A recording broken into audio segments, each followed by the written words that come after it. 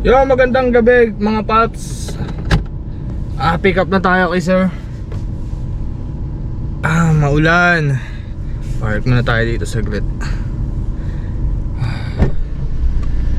Boss, di mo man lang inabati ng kote. Ang putik-putik oh.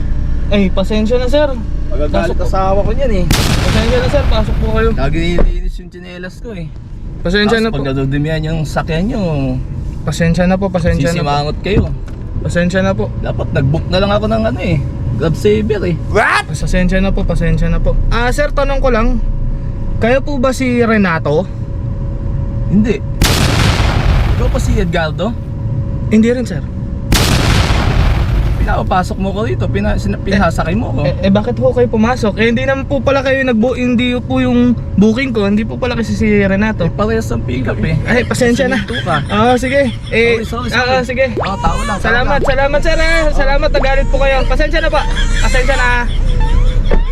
Ang bira naman.